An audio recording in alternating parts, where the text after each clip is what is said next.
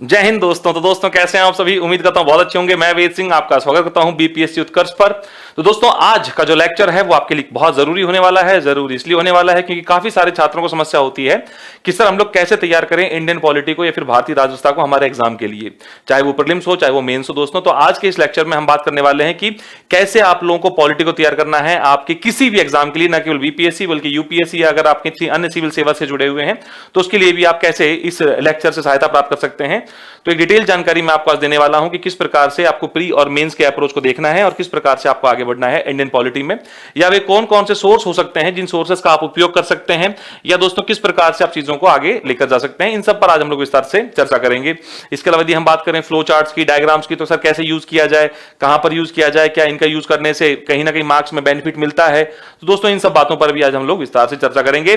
बहरहाल हमारा जो टॉपिक होने वाला है वो है बिहार पीसीएस में कैसे हम पॉलिटी को डील करने वाले हैं प्री और मेंस को लेकर। तो दोस्तों सबसे पहली बात तो आपको पता होगा बिहार पीसीएस या जो भी पीसीएस है देश का, अगर हम बात करें सिविल सेवाओं की, चाहे वो यूपीएससी हो या वो अन्य सिविल सेवा, दोस्तों ये तीन चरणों से मिलकर बनती हैं। एक आपका होता है प्री, एक आपका होता है मेंस और एक आपका होता है इंटरव्यू। ये तीन चरण जो है दोस्तों ये आपको किसी भी सिविल सेवा में देखने को मिलेंगे। यदि हम बात करें खासतौर पर यूपीएससी, बीपीएससी, पीसीएस या जो भी आप कहना चाहें, तो दोस्तों एक एग्जाम होता है आपका प्रीलिम्स का, एक होता है आपका मेंस का, एक होता है आपका इंटरव्यू का। प्रीलिम्स दोस्तों वो चाबी है जो रास्ता खोलती है आपका उस मैदान में जाने का जिस मैदान के माध्यम से ही आपका चयन होता है। और मैदान कौन सा है? तो मैदान है आपका मेंस। दोस्तों प्री केवल क्या है? प्री केवल एक चाबी है किसी भी पीसीएस एग्जाम की मैं बात कर रहा हूं आपसे, इंक्लूडिंग यूपीएससी। ये केवल एक चाबी मात्र है। ये केवल आपको चाबी से दरवाजा खोल देगा कहां? उस मैदान का जिस मैदान में आपको वास्तविक युद्ध लड़ना है। और इसी युद्ध का परिणाम आपको देखने को मिलता है आपके मुख्य परिणाम, मुख्य एग्जाम के जो रिजल्ट आता है उसमें, जो पूरा रिजल्ट आता है उसमें आपको इसी का जो है वो देखने को मिलता है सारांश। और अगर हम बात करें दोस्तों इंटरव्यू की, तो साक्षात्कार वो है जिसमें आप लोगों का जो भी रैंक है वो डिसाइड होता है। तो यहां पर जो प्री की भूमिका है, ऐसा नहीं है कि प्री की भूमिका कमजोर हो जाती है, क्योंकि अल्टीमेटली 99% छात्र यहीं पर मात खा जाते हैं। तो सबसे बड़ी बात यह है कि आपको इसको भी सही तरीके से डील करना है। चाबी कहने का मतलब ये नहीं है कि इसकी एक तरीके से, क्योंकि चाबी का महत्व अपने आप में ताले को खोलने के लिए होता है दोस्तों, और ताला अगर मजबूत होगा तो चाबी भी उतनी मजबूत होनी चाहिए। तो ऐसे में आप देखते हैं कि 99% जो रिजल्ट है वो आपका प्रीलिम्स में ही सफल नहीं हो पाता है, जिसके चलते कहीं ना कहीं आपका चयन जो है मेंस तक नहीं हो पाता है। तो यहां पर समस्याएं क्या होती हैं प्री को लेकर पॉलिटी में, या अगर हम बात करें मेंस को लेकर पॉलिटी में, उस पर भी हम चर्चा करेंगे। लेकिन मैं आपसे कह रहा हूं कि कोई भी पीसीएस है दोस्तों वो तीन चरणों से मिलकर बना होता है। एक होता है आपका प्रीलिम्स, एक होता है आपका मेंस, एक होता है आपका इंटरव्यू। अगर हम बात करें दोस्तों बीपीएससी के प्रीलिम्स की, तो यहां पर देखिए बीपीएससी का जो प्री है दोस्तों, तो अमूमन सभी जितने भी प्रीलिम्स हैं वे सभी एक ही सरीखे होते हैं। यदि हम बात करें वही हिस्ट्री है, ज्योग्राफी है, पॉलिटी है, इकोनॉमी है, साइंस है, साइंस एंड टेक है, करंट अफेयर्स है। हाँ थोड़ा बहुत रेशियो होता है। अगर हम बात करें खासतौर पर स्टेट पीसीएस की, तो वहां पर उसका जो स्टेट जीके है, स्टेट जीएस है, वो पूछा जाता है। और इसी तरीके से यहां पर बिहार जीके का भी काफी अच्छा योगदान रहता है अगर हम बात करें बीपीएससी की। तो यहां पर अगर बात करें दोस्तों, तो जो आपका प्रीलिम्स है ये 150 क्वेश्चंस का होता है। कितने क्वेश्चंस का होता है? 150 क्वेश्चंस का होता है। 150 ही मार्क्स होते हैं। दैट मींस एक सवाल 1 नंबर का होता है। 2 घंटे का समय आपको दिया जाता है। और यहां पर इसी बार से पीछे बार जो गया दोस्तों, यहीं से आप लोगों के लिए क्या किया गया है, नेगेटिव मार्किंग को भी यहां पर जोड़ा गया है। इसके पहले तक यहां पर नेगेटिव मार्किंग नहीं हुआ करती थी।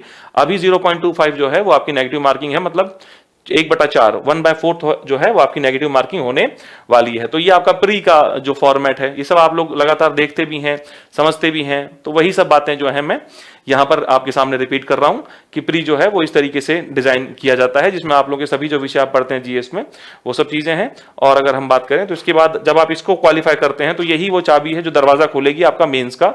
तो दोस्तों अगला जो बात करें तो यहां पर प्रीलिम्स की अगर बात की जाए दोस्तों, तो यहां पर देखिए इसका जो सेक्शन है वो कौन कौन सी चीजों को कवर करता है। तो यहां पर स्ट्रक्चर ऑफ पार्लियामेंट की बात होगी दोस्तों अगर हम बात करें, यानी कि जो संरचना है हमारी संसदीय व्यवस्था की बात करें, संघात्मक व्यवस्था की बात करें, फेडरल सिस्टम की बात करें, और अगर बात करें तो पार्लियामेंट्री फॉर्म ऑफ गवर्नमेंट की बात करें, इन सब की चर्चा आप लोगों को करनी है। और इन सब की चर्चा के लिए आप लोगों को बहुत सारे डायग्राम दिए जाएंगे आपकी कक्षाओं में। लगातार आप लोग यूट्यूब से भी जुड़े हुए हैं, वहां पर भी काफी सारी जो चीजें हैं हम लोग डायग्राम्स के माध्यम से कर रहे होते हैं, फ्लो चार्ट्स के माध्यम से कर रहे होते हैं, जो आपकी क्लासेस में आपको लगातार देखने को मिलने वाला है। तो दोस्तों यहां पर स्ट्रक्चर ऑफ पार्लियामेंट है। इसके अलावा यदि हम बात करें फंडामेंटल राइट्स है, डीपीएसपी है, फंडामेंटल ड्यूटीज है दोस्तों। तो कुल मिलाकर यहां पर अगर हम बात करें तो लोकतांत्रिक जो मूल्य हैं वो आपको यहां पर देखने वाले हैं।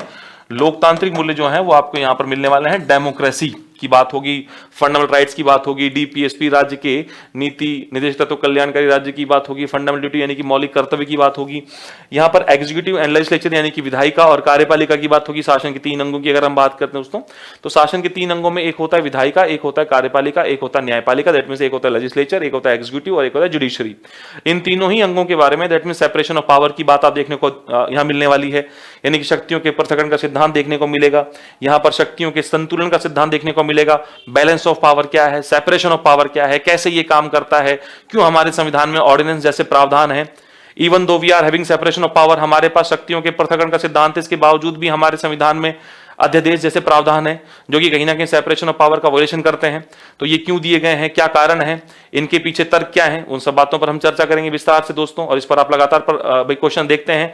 राज्यपाल के संदर्भ में सवाल आता है अध्यादेश से, और राष्ट्रपति के संदर्भ में भी सवाल आता है अध्यादेश से, तो उसको डील करना आप लोगों के लिए। यहाँ पर अगर बात करें दोस्तों न्यायपालिका की, तो जुडिशरी के बारे में हम चर्चा करेंगे। न्यायपालिका क्या है, न्यायपालिका का महत्व क्या है, न्यायपालिका की स्वतंत्रता क्या है, क्या न्यायपालिका की स्वतंत्रता को कैसे संविधान द्वारा सुनिश्चित किया गया है, वो कौन से प्रावधान है जिसके माध्यम से हम ये कह सकते हैं कि जुडिशरी हमारी क्या है, इंडिपेंडेंस है। और लोकतंत्र में एक स्वतंत्र न्यायपालिका की भूमिका क्या होती है, संघात्मक व्यवस्था में न्यायपालिका की भूमिका क्या होती है, संसदीय व्यवस्था में भाई न्यायपालिका की भूमिका क्या होती है। दैट मीन्स दोस्तों एक होलिस्टिक अप्रोच के तहत आपको आगे बढ़ना है। ये मैं डिस्कस कर रहा हूं आपके साथ में, प्री और मेंस को कैसे आप डील करेंगे, इस बात को समझिए। हमारी स्ट्रेटेजी क्या होगी, हमारा फॉर्मेट क्या होगा, वो तो हम आप देखेंगे। लेकिन मैं आपसे फिलहाल ये जो चीजें हैं इन्हीं के आधार पर, इन टॉपिक्स के आधार पर ही समझाने का प्रयास कर रहा हूं कि each and every topic is inter related with the each other. Each and every topic is interrelated, interlinked with each other. Her topic आपस में जुड़ा हुआ है। आपको लगता है कि सर ये टॉपिक इस टॉपिक से अलग है, तो आप गलत हैं। ये टॉपिक इससे जुड़ा हुआ है, ये टॉपिक इससे है, ये टॉपिक इससे है, ये टॉपिक इससे। तो इसी तरीके से पूरा, और ना केवल मैं कह रहा हूं ये बात, ये आपके सिलेबस में भी चीजें इंटरलिंक्ड ही हैं। और सिलेबस तो चलो सेकेंडरी हो गया, प्राइमरी अगर हम बात करें, हमारी जो व्यवस्था है जिसमें हम लोग रहते हैं दोस्तों, ये खुद भी आपस में जुड़ी हुई है। ये आपको पढ़ाने के लिए, आपको समझाने के लिए हो सकता है अलग सेक्शन में बांटे गए हों चीजों को, लेकिन अंततः आप पाएंगे कि सब चीजें क्या है, आपस में जुड़ी हुई हैं। तो आपकी जो क्षमता है वो उतनी हो जाए कि आप इन चीजों को जोड़ सकें, या ये जो चीजें जुड़ी हुई हैं आप इनको आपस में लिंक कर आंसर कर सकें। उससे बेहतर आपका कोई भी आंसर नहीं हो सकता, या किसी का आंसर उससे बेहतर नहीं होता यदि आप चीजों को लिंक करना सीख जाएं। तो कंटेंट जिसके पास है उसको लिंक करना आना चाहिए, और लिंक करना जिसने सीख लिया, यकीन मानिए उसके लिए एक भी सवाल कठिन नहीं होगा। और जब मैं कंटेंट की बात कर रहा हूं तो वहां पर आपकी कॉन्सेप्चुअल क्लियरिटी भी हो और साथ में फैक्चुअल डाटा भी आपके पास हो जो ऑथेंटिक हो। ऑथेंटिक का मतलब यह है किसी की आयोग की रिपोर्ट हो, किसी कमेटी की रिकमेंडेशंस हो, तो ये सब डाटा होता है जो ऑथेंटिक डाटा माना जाता है, जिस पर हम भरोसा करते हैं। तो यहां पर अगर हम बात करें पंचायती राज की दोस्तों, तो इसको हम डील करेंगे।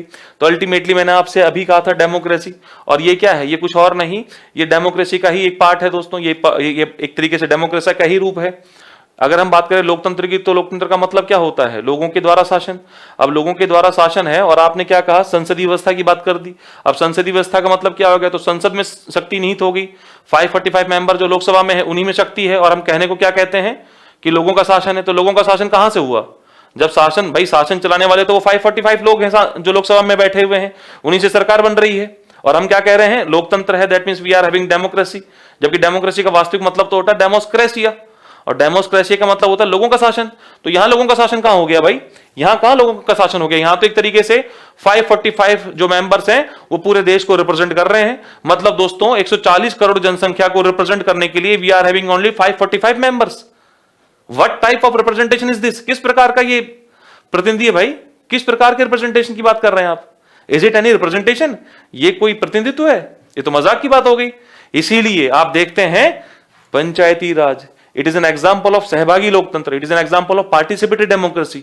तो आप सहभागी लोकतंत्र के बारे में जानेंगे अपनी कक्षाओं में कि क्या होता है सहभागी लोकतंत्र, क्या होता है परिचर्चात्मक लोकतंत्र दोस्तों। तो जो कंटेम्प्रेरी डिबेट्स हैं आज डेमोक्रेसी को लेकर, जिसी का एक रूप आप देखते हैं हमारे संविधान में आर्टिकल 40 जो कि डीपीएसपी में है, और आगे चलकर पार्ट 9 जो आपने देखा, जो आगे चलकर 73rd संविधान संशोधन से आपको मिला हुआ है। तो यहां दोस्तों उसको आपको डिटेल में पढ़ाई करनी है कि क्या है पंचायती राज, कैसे हम चाहते हैं कि शक्तियों को सेंट्रलाइज न रखकर डिसेंट्रलाइज किया जाए। ये एग्जांपल है डिसेंट्रलाइजेशन का, ये एग्जांपल है विकेंद्रीकरण का। तो दोस्तों मैंने अभी आपसे कहा था कि इनमें से कोई टॉपिक ऐसा नहीं जो आपस में ऐसा हो कि सर नहीं है तो एक दूसरे से अलग है हो नहीं सकता। अब ये टॉपिक इससे जुड़ा हुआ है, ये टॉपिक इससे जुड़ा हुआ है, ये टॉपिक इससे जुड़ा हुआ है, each and every topic are connected. उसी को मैं आपसे कह भी रहा था। बिल्स एंड एक्ट से दोस्तों किस प्रकार से देश में कानून बनते हैं। अब कानून कौन बनाता है? विधायिका बनाती है भाई। Who makes law? तो पार्लियामेंट बनाती है। और कैसे? लेजिस्लेचर बनाती है। तो हमारे यहां पर विधायिका कितनी है, लेजिस्लेचर कितनी है? तो दो हैं। एक अगर हम बात करें संघात्मक व्यवस्था है, we are having federal system, तो हमारे पास अगर फेडरल सिस्टम है, संघात्मक व्यवस्था है मतलब संघ है, और संघ है मतलब कम से कम 2 बॉडीज तो होंगी होंगी। और 2 बॉडीज कौन सी होंगी? एक सेंटर होगा, एक स्टेट्स होगा दोस्तों। तो इस प्रकार एक सेंटर की लेजिस्लेचर है जिसको हम लोग संसद कहते हैं, और एक दोस्तों स्टेट की लेजिस्लेचर है, राज्य का विधानमंडल है जिसे हम लोग राज्य का विधानमंडल कहते हैं या फिर स्टेट लेजिस्लेचर कहते हैं। ये केंद्र के लिए कानून बनाती है, ये राज्य के लिए बनाती है। तो हर चीज आपस में जुड़ी हुई है, और न केवल एक पॉलिटी विषय में बल्कि हर विषय में आपको ऐसा ही देखने को मिलने वाला है। तो यदि आप लोग इतने सक्षम हो जाएं कि आप उस पूरे विषय को कंक्लूड कर कर इस प्रकार के एक पीपीटी पर बना सकें, तो यकीन मानिए आपसे बेहतर तैयारी और किसी की भी नहीं है।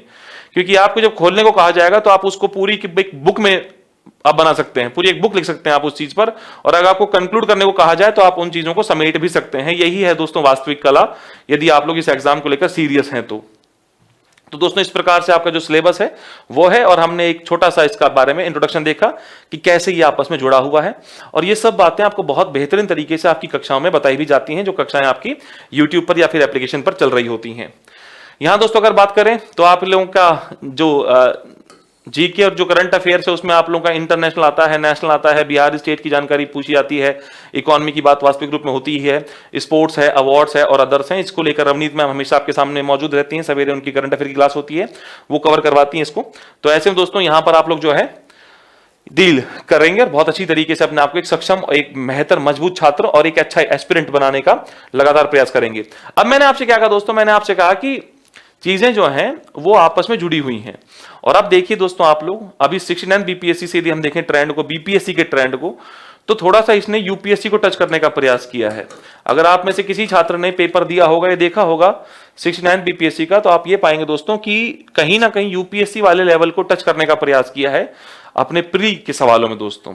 अब मेंस के सवाल तो अब आएंगे 69 बीपीएससी के, लेकिन दोस्तों प्री के सवालों को कहीं ना कहीं यूपीएससी ने टच कर दिया या यूपीएससी के समकक्ष लाके खड़ा कर दिया है। तो आपकी तैयारी भी उसी प्रकार की होनी चाहिए, आपकी तैयारी भी दोस्तों उसी प्रकार की होनी चाहिए, क्योंकि आपको तो पहले खड़ा, आप तो वो योद्धा हैं जो पहले से तैयार रहेगा हर युद्ध के लिए। तो ऐसे में आपका जो अप्रोच है वो थोड़ा सा डिफरेंट होना चाहिए। अप्रोच डिफरेंट इसलिए होना चाहिए क्योंकि पहले तो 5 ऑप्शन आया करते थे और वो थोड़े से हल्के प्रकार के प्रश्न हुआ करते थे। जैसे अगर मैं बात करूं आपसे, बीपीएससी कैसे प्रश्न पूछता था आपसे पहले, वो पहले प्रश्न पूछा करता था आप लोगों से कि ये बताओ भाई कि कोई विधेयक कानून कब बनता है, कोई विधेयक कानून कब बनता है, when a bill becomes act. तो उसमें ऑप्शन दिया होता था आपको कि राष्ट्रपति की सहमति प्राप्त करने के पश्चात, है ना। तो यही आंसर था दोस्तों। लेकिन अब वो मामला नहीं रहा है, अब उतने सिंपल सवाल या उतने एक तरीके से कहा जाए कमजोर सवाल नहीं पूछे गए हैं। इस बार जो दोस्तों पैटर्न देखा गया है ये आप लोगों को कुछ इस प्रकार का है, जहां पर आपके सामने 4 ऑप्शंस होंगे। इसके अलावा दोस्तों मैच ऑफ द फॉलोइंग भी होगा और स्टेटमेंट वाले क्वेश्चन भी होंगे। That means very equivalent to the UPSC, almost UPSC के को बराबर लेकर आए ये लोग। तो कहीं ना कहीं आप उसके लिए तैयार होंगे और उसको आपको तैयारी कराने की जिम्मेदारी हम लोगों की है, ठीक है। तो जो भी छात्र हमारे साथ जुड़े हुए हैं, चाहे वो यूट्यूब से हो चाहे वो एप्लीकेशन से हो, आप इस बात का लाभ उठा ही रहे हैं और लगातार आप उठाते भी रहेंगे। तो इस प्रकार के पैटर्न होते हैं। एक तो ये हो गया पैटर्न दोस्तों। इसके बाद अगर हम बात करें तो इस प्रकार के मैच ऑफ द फॉलोइंग वाले सवाल भी होते हैं आप लोगों के लिए, जहां पर मैच करना है आप लोगों को। तो इसके लिए आपको एक डिटेल एनालिसिस, एक डिटेल कॉम्प्रिहेंसिव तरीके से आपको स्टडी करनी है। आप किसी टॉपिक को केवल रट के नहीं छोड़ सकते कि क्योंकि आर्टिकल 14 क्लॉज 1 जो है वो ब्रिटेन से लिया है और आर्टिकल 14 क्लॉज 2 जो है वो यूएसए से लिया है। अब यहां से काम नहीं चलेगा, अब वो क्यों लिया है यहां पर भी आपको चर्चा करनी पड़ेगी, और उससे जुड़े हुए कितने डायमेंशन हो सकते हैं इस पर भी आपको विस्तार से चर्चा करनी पड़ेगी। तब जाकर आपको सफलता मिलेगी, और यकीन मानिए सफलता जरूर मिलेगी यदि आप सही तरीके से चलेंगे। तो अगर आपने चुनाव सही किया है संस्था का, अपने फैकल्टीज का, तो इस प्रकार से आपके सवाल जो हैं वो देखने को मिले। ये आप लोगों के दोस्तों आपके हो गए एक तरीके से, जिसमें 3 ऑप्शंस होते आपको दिए, 3 स्टेटमेंट है आप लोगों को। तो आपने देखा हर तरीके के सवाल जो यूपीएससी पूछा करता है, ठीक उसी प्रकार के बीपीएससी ने भी इस बार अप्रोच बनाया है। जैसे इस बार का सवाल आप देखेंगे 69 बीपीएससी का, तो 42 संविधान संशोधन के बारे में पूछ लिया और 4 ऑप्शन दे दिए, ऑप्शन 1, ऑप्शन 2, ऑप्शन 3, ऑप्शन 4। अब आपको 42 संविधान संशोधन सही तरीके से पता होना चाहिए। 42 संविधान संशोधन अगर आपको सही तरीके से पता होगा, then only you are eligible इस क्वेश्चन को करने के लिए, तब आप एलिजिबल हैं, अदरवाइज आप इसको नहीं छेड़ सकते। तो इस प्रकार से डिटेल एक अध्ययन की जरूरत पड़ेगी दोस्तों आप लोगों को। और ये तो हम प्री की बात कर रहे हैं दोस्तों, this is what we are talking about prelims exam. अब बात करें दोस्तों यहां पर तो देखिए आपके लिए बहुत ही शानदार उपहार जो कि आप हमेशा से उत्कर्ष से अपेक्षा करते हैं दोस्तों, और अल्टीमेटली उत्कर्ष भी कहीं ना कहीं उस कल्याणकारी भाव से, निस्वार्थ भाव से, या कहें एक कल्याणकारी भाव से, एक वेलफेयर रूप से अपने छात्रों के प्रति जवाबदेह है, उत्तरदायी है। और इसी क्रम में दोस्तों आप लोगों के लिए दिवाली महाधमाका लाया गया दोस्तों, है ना। महाधमाके में आपके लिए 10 से 15 नवंबर 2023 तक क्या करना है, तो आपको छूट दी जा रही है। और छूट की अगर बात करें दोस्तों तो यकीन मानिए छूट तो मैंने भी पहली बार देखी है दोस्तों, हमारे सामने भी अभी रिवील किया गया इस चीज को। 90% दोस्तों, हालांकि अब तो 90% है दोस्तों, है ना। तो इसको थोड़ा वो आता ना आखिरी में कि टर्म्स एंड कंडीशन को ध्यान से पढ़ें, लेकिन अल्टीमेटली 90% इज लाइक समथिंग, कुछ होता है भाई। प्लस फ्री टेस्ट सीरीज दोस्तों, 90% हो गया ऑफ, उसके बाद आपका टेस्ट सीरीज फ्री। अच्छा आगे भी प्लस है दोस्तों, लीजिए प्लस आगे भी है, 6 माह की एक्स्ट्रा वैलिडिटी। तो जिसको पढ़ना है वो आराम से निश्चिंत होकर जुड़ जाए, डिटेल में मजे से जिसे कहते हैं, आराम से आ जाए दोस्तों। अब इससे ज्यादा तो आप क्या ही अपेक्षा करेंगे किसी कल्याणकारी संस्था से। जैसे भारत जो है वो एक कल्याणकारी राज्य, आप देखते हैं संविधान का भाग 4 जो डीपीएसपी बात करता है वेलफेयर स्टेट की, ठीक इसी प्रकार से दोस्तों उत्कर्ष भी अपने आप में एक कल्याण का ही काम कर रहा है। समाज में हर एक व्यक्ति तक एक अच्छी शिक्षा की पहुंच हो, एक अच्छी शिक्षा की पहुंच सुनिश्चित हो, उसी उद्देश्य के साथ में उत्कर्ष जो है वो आगे बढ़ रहा है, जो कि हमारे जो हेड ऑफ द इस संस्था के हैं वो इस चीज को लेकर काफी गंभीर हैं कि समाज में जो शिक्षा है वो बेहतर तरीके की बच्चों को प्रदान की जाए, उन्हें सक्षम बनाया जाए, है ना। तो इसीलिए दोस्तों आपके लिए 90% ऑफ और फ्री टेस्ट सीरीज और 6 माह की एक्स्ट्रा वैलिडिटी, ये दोस्तों अपने आप में बहुत शानदार चीज है। आज ही उत्कर्ष ऐप को आप डाउनलोड कर लें। और दोस्तों देखिए समझिए इस चीज को कि बच्चों के लिए इतना कुछ करता है उत्कर्ष की मास्टरों को भी नहीं पता होता कई बार दोस्तों। मतलब मोदी जी ने जैसे वो स्ट्राइक करवाई थी, यदि हम बात करें नोटबंदी करी, ठीक उसी प्रकार का मामला होता है यहाँ पर भी। अगर एक बार देखें आप तो सीधा देखिए, अब मैं भी पढ़ पढ़ के बता रहा हूँ आपको कि इतना कुछ मिलने वाला है, इतना कुछ मिलने वाला है। तो ये अपने आप में एक बहुत अच्छी बात है, हमारे लिए भी खुशी होती है इस चीज को जब सोचते हैं कि एक अच्छी संस्था से जुड़े हुए हैं। दोस्तों यहाँ पर देखिए विद्यार्थियों की बेहद मांग पर आप मांग तो कर ही रहे थे कि सर थोड़ा सा कम कर दीजिए सर, थोड़ा सा उसका जो चार्जेस हैं, हमारे जो बैचेस हैं, जितने बैच चल रहे हैं आप लोगों के चाणक्य जो बैच है या अभी आगे आने वाले जो बैचेस हैं, उनके बारे में भी कहीं ना कहीं आपकी डिमांड रहती है, वो सब आपकी यहाँ पूरी हो जाएगी दोस्तों। यह दिवाली खुशियों वाली, क्योंकि तैयारी होगी सिलेक्शन वाली। एग्जैक्टली दोस्तों, अच्छी तैयारी करोगे तो सिलेक्शन काहिल नहीं होगा दोस्तों। तो कुल मिला के ये बात ध्यान रखिएगा कि हर अच्छी चीज के लिए कुछ समय निर्धारित होता है, और इस अच्छी चीज के लिए समय कितना है, 10 से 15 नवंबर है। तो प्लीज 10 से 15 नवंबर तक अपने आप को, आप जो भी कोर्सेस आप चाहते हैं आप उसमें एनरोल कर लें। अगर आप बीपीएससी चाह रहे हैं तो उसमें जो कोर्सेस आप उसमें एनरोल हो जाएं, या आपके जो सगे संबंधी भाई बंधु हैं वो जिस भी कोर्स में जाना चाहते हैं उत्कर्ष के, वो जा सकते हैं। और ये ऑफर जो है ये 10 से 15 नवंबर तक है, तो आप सभी को बता दीजिएगा, ना केवल पीसीएस के ही, यूपीएससी के ही, बल्कि जो अन्य भी परीक्षा के अभ्यर्थी हैं उनको भी ये बात बता दें आप लोग, ठीक है। तो ध्यान रखिए दोस्तों, दिवाली धमाका है और बड़ा शानदार। फिर मत कहना कि चूक गए दोस्तों, ये नहीं कहना फिर आप लोगों को। दोस्तों अब बात करते हैं इसकी कट ऑफ की। यदि हम बात करें इंडियन पॉलिटी के सेक्शन की, तो इंडियन पॉलिटी के सेक्शन पर हमारा क्योंकि फोकस है, तो यहां पर आपको ध्यान देना दोस्तों कि जो पॉलिटी है ना, इसको हम देखते हैं तो 67th बीपीएससी 66 बीपीएससी दोस्तों, यहां पर अगर बात करें तो 66 बीपीएससी में 13 सवाल आए थे आपके, 7 सवाल आए थे पॉलिटी के, 10 सवाल आए थे 67th में, और 68 में 10 सवाल आए थे दोस्तों। और जो 69 बीपीएससी आपकी अभी हाल में हुई है उसमें 14 सवाल आए थे। कितने? 14 सवाल आए थे। इसका मतलब यह है कि पॉलिटी का रेशियो कहीं ना कहीं अब बढ़ रहा है। जैसे जैसे पैटर्न को यूपीएससी के बराबर लाकर खड़ा किया जाएगा, वैसे वैसे आप ये मान लीजिए कि पॉलिटी का रेशियो बढ़ता ही जाएगा, क्योंकि अल्टीमेटली यूपीएससी में भी ठीक ठाक रेशियो होता है इंडियन पॉलिटी का। तो ऐसे में इस बार 14 मार्क्स इस बात के संकेत है कि आगे आने वाले समय में भी आपके लिए पॉलिटी बहुत महत्वपूर्ण विषय साबित होगा, आपके सिलेक्शन को लेकर काफी जरूरी बनता है ये सब्जेक्ट। तो ऐसे में दोस्तों हमारा जो एक प्रतिबद्धता है, या एक तरीके से हम कहें कि उसको, कि हमारा जो एक तरीके से मानना होता है छात्रों के प्रति, तो हमारी गारंटी होती है कि आप 14 के 14 मार्क्स प्राप्त करेंगे। और यकीनन जिन छात्रों ने इस बार क्लास करी थी उनको 14 आउट ऑफ 14 मिले भी हैं। तो इस तरीके से आपको तैयार किया ही जाएगा। मैंने आपको बताया कि हर चीज को लिंक से जोड़कर पढ़ाई करना दोस्तों अपने आप में ये एक बहुत अच्छा संकेत होता है आपके प्री और मेंस दोनों के लिए। तो यहाँ पर ये पॉलिटी का कट ऑफ है और ये आगे बढ़ रहा है और लगातार ये बढ़ता ही जाएगा। यह कम से कम दोस्तों 14-15 तो मामला रहने वाला है। यदि हम बात करें ये कट ऑफ की, तो इसके बारे में हमने पहले भी चर्चा करी थी कि 68 बीपीएससी में मेल्स की कट ऑफ कितनी रही है, फीमेल की कट ऑफ कितनी रही है। ये प्री की हम बात कर रहे हैं दोस्तों। यदि हम बात करें 67 में, तो ये कट ऑफ रही है आप लोगों की, तो बहुत ज्यादा कट ऑफ की बात भी नहीं है। 100 से लेकर 110 115 के बीच में कट ऑफ रहती है आउट ऑफ 150। तो इस तरीके से आप आसानी से सहज रूप से आगे बढ़ सकते हैं। इस बार भी आप देखिए उत्कर्ष के मॉक इंटरव्यू प्रोग्राम से लगभग 30 प्लस छात्रों का सिलेक्शन हुआ है। उत्कर्ष के दोस्तों मॉक इंटरव्यू प्रोग्राम से लगभग 30 प्लस छात्रों का सिलेक्शन हुआ है। तो ये अपने आप में एक बहुत बड़ी अचीवमेंट है उत्कर्ष के लिए भी और आपके लिए भी, जो लगातार मेहनत करते हैं, जुड़कर जो काम करते हैं। तो इस प्रकार से आपका दोस्तों प्री है। और दोस्तों अगर हम बात करें यहाँ पर आप मेंस की, तो मेंस का जो सिलेबस है वो इस प्रकार का है कि इसमें आप लोगों के एक है दोस्तों जनरल हिंदी जो कि क्वालिफाइंग है, एक ऑप्शनल पेपर है दोस्तों, ऑप्शनल पेपर भी आपका क्वालिफाइंग है। इस पर भी मैं जल्दी एक वीडियो लेकर आऊंगा, क्योंकि मैं खुद भी जो है वो आपका ऑप्शनल लेकर चलता हूं, PSIR, political science and IR, जो कि अपने आप में एक बहुत इंटरेस्टिंग विषय है, जो आपके कई सारे और आयामों को भी क्लियर करवाता है। जैसे अगर हम बात करें निबंध में, आपकी बहुत ज्यादा भूमिका एक तरीके से इसकी होती है। इंडियन आपका जो जीएस पेपर होता है उसमें तो पूरा इंडियन पॉलिटी ये कवर करवाता ही करवाता है। इसके अलावा मॉडर्न हिस्ट्री का भी काफी लंबा जो फेज है उसको भी ये कवर करवाता है। तो काफी अच्छा ऑप्शनल के तौर पर पीएसआई साबित होता है। इस पर हम एक विस्तार से अलग से चर्चा करेंगे और बहुत जल्दी वीडियो आएगा आपके लिए ऑप्शनल के लिए। बहरहाल अभी इसको क्या कर दिया गया है, इसको दोस्तों अभी क्वालिफाइंग कर दिया गया है, मतलब केवल इसको आपको क्वालिफाई करना है। यहां इसके कोई मार्क्स आपके सिलेक्शन में ऐड नहीं होने वाले हैं। तो इस बार ये बीपीएससी ने किया है। इसके अलावा अगर बात करें तो ऐसे है दोस्तों आपका 300 नंबर का। अब ऐसे की अगर बात करोगे तो वो फिर जुड़ जाएगा जाके पीएसआईआर से, तो अल्टीमेटली वो आपकी यहां तो हेल्प करना ही करना है। तो पीएसआईआर चाहे या ऑप्शनल चाहे दोस्तों क्या कर दिया गया है, चाहे क्वालिफाइंग कर दिया गया है, पर उसका महत्व कम नहीं होगा, क्योंकि अल्टीमेटली वो आपकी यहां पर सभी जगह पर आपको हेल्प करता है। सीधे सीधे तौर पर 300 मार्क्स का जो आपका ऐसे है वो तो वहीं से बन रहा है। यहां अगर बात करें दोस्तों जनरल स्टडीज पेपर 1 की, तो ये 300 मार्क्स का है, 3 आवर्स का है।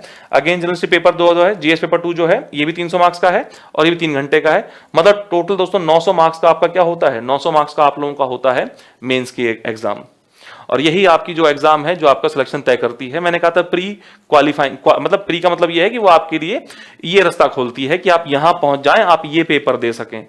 और ये पेपर देने के लिए भी मैं कह रहा हूं 100 में से 99% फेल हो जाते हैं प्री में ही, वो 1% यहां पहुंचते हैं और उन 1% में से भी 0.% समथिंग कुछ बनते हैं। तो 5-6 लाख फॉर्म भरे गए थे और 804 का सिलेक्शन हुआ। 5 लाख के करीब फॉर्म भरे गए थे बीपीएससी के। अगर हम बात करें 67 बीपीएससी की, 5 लाख फॉर्म थे और 804 सिलेक्शन है, फाइनल सिलेक्शन। तो अपने आप में लगा लीजिए कि क्या एक रेशियो रहा होगा सफल विद्यार्थियों का। तो इस तरीके से आपको तैयार होना है दोस्तों। तो ये आप लोगों के क्या है, ये आप लोगों के जो कट ऑफ रहे हैं, सॉरी जो आपका सिलेबस पैटर्न है वो है। अगर हम बात करें दोस्तों यहाँ पर जीएस पेपर 1, जीएस पेपर 2 की, तो आपका जीएस पेपर 1 जो है दोस्तों वो बात करता है भारत का आधुनिक इतिहास और भारतीय संस्कृति, that means modern history and the culture of India. राष्ट्रीय तथा अंतरराष्ट्रीय महत्व का वर्तमान घटना चक्र, ये आप बात कर रहे हैं। सांख्यिकी विश्लेषण, आरेखन और चित्रण। पेपर 2 जो है दोस्तों जिसकी हम बात कर रहे हैं, भारतीय राजव्यवस्था, आपको यहां पर बहुत ज्यादा हेल्प करेगा आपका भारतीय राजव्यवस्था यानी कि इंडियन पॉलिटी वाला, जो कि मैं डील करता हूं आपके साथ में। दोस्तों मैंने अभी आपसे कहा था कि जो अप्रोच होने वाला है हमारा, वो अप्रोच कैसा होगा, तो सब चीजों को हम इंटरलिंक, क्योंकि अल्टीमेटली दे आर इंटरलिंक्ड और वो अपने आप में इंटरलिंक्ड हैं, केवल हम उन्हें अलग अलग चैप्टर में पढ़ते हैं। लेकिन इसका मतलब ये नहीं कि वो अलग अलग हैं, वो आपस में जुड़े ही हुए हैं।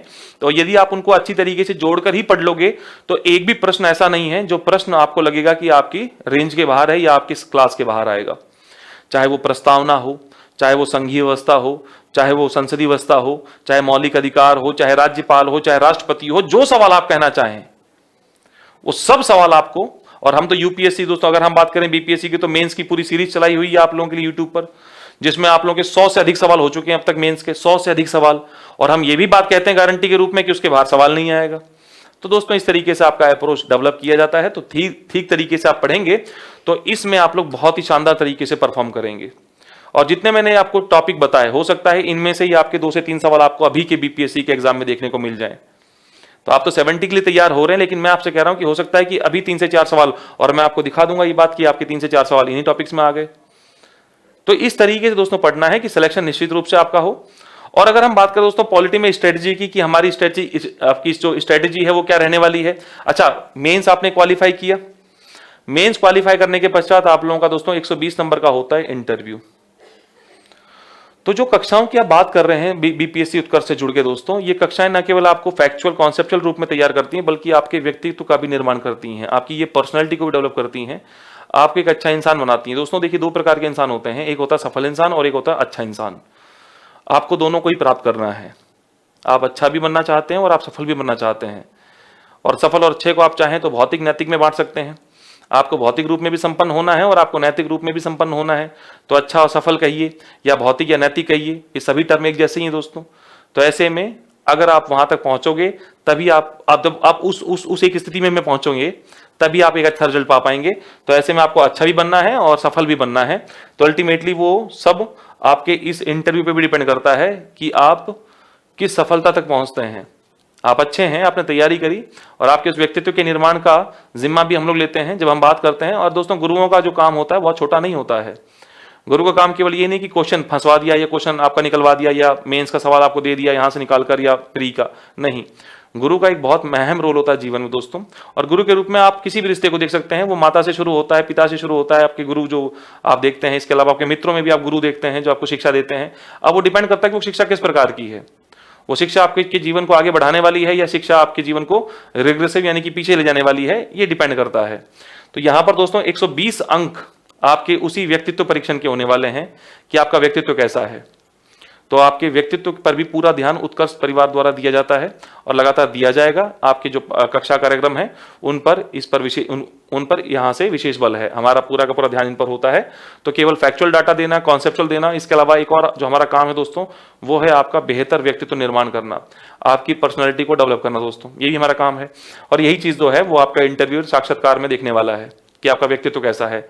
इसलिए कहते हैं ना इसको व्यक्तित्व परीक्षण है दोस्तों। ये देखिए लिखा भी हुआ है, व्यक्तित्व परीक्षण है ये पर्सनैलिटी टेस्ट है, ये पर्सनैलिटी टेस्ट है। क्योंकि जो और आपका सब्जेक्ट का टेस्ट होना था वो आपका हो चुका है, प्री में हो चुका है, मेंस में हो चुका है कि आप क्या जानते हैं पॉलिटी में, क्या जानते हैं आप इतिहास में, क्या जानते हैं भूगोल में, क्या जानते हैं आप आईआर में, वो सब हो चुका है। अब यहाँ आपके व्यक्तित्व का परीक्षण है कि आप इन चीजों को कैसे लेते हैं। समग्र तरीके से आपको बात करनी है, समग्र तरीके से आपका व्यक्तित्व होना चाहिए। ठीक है, तो इस प्रकार से दोस्तों 120 अंक। अब ये समग्र क्या होता है ये हम आपको आपकी कक्षाओं में लगातार बताते ही रहते हैं, क्योंकि उस समग्र की व्याख्या करना अपने आप में थोड़ा सा जटिल हो जाता है, क्योंकि कई सारे आयाम हैं और कई सारे आयामों पर आप लगातार चर्चा करते रहते हैं कक्षाओं में। तो यहाँ दोस्तों 120 मार्क्स का होता है इस तरीके से। तो आप लोगों का ये हो गया 900 अंक आपके किसके हो गए, 900 अंक आपके हो गए मेंस के। और अगर हम बात करें इसके लिए 120, तो ये टोटल हो गया 1020 अंकों के आधार पर आप लोगों की जो फाइनल लिस्ट है उसको तैयार किया जाता है दोस्तों। तो फाइनल लिस्ट में आप सभी आएंगे, ऐसी हमारी कामना है। लेकिन सभी का मतलब दोस्तों एक होती है कल्पना, एक होता है कल्पना कर लेना कि नहीं मैं तो आऊंगा ही आऊंगा, और उस कल्पना को धरातल पर उतारना बहुत जरूरी है। कल्पना तो हर व्यक्ति देखता है, सोते हुए व्यक्ति आईएएस भी बनता है, मंत्री भी बनता है, पीएम भी बन जाता है। लेकिन जब वास्तविक रूप में उठता है वो, तो उसे पता होता है कि अभी घर में आटा नहीं है, अभी घर में तेल नहीं है। तो उन सब परिस्थितियों से जूझ कर भी दोस्तों छात्र निकले हैं, जो एसडीएम बने हैं, जो आईएएस बने हैं। तो आप सबकी परिस्थितियां भी हो सकता है उनसे मेल खाती हो, तो आपको भी उतनी मेहनत करनी है ताकि आप अपनी सामाजिक और आर्थिक परिस्थितियों को बदल सकें। और यकीन मानिए आप कर सकते हैं, दुनिया में बहुत लोग किए हैं, करते हैं, आप भी कर सकते हैं दोस्तों। फाइनली 1020 का आप लोगों का हो गया।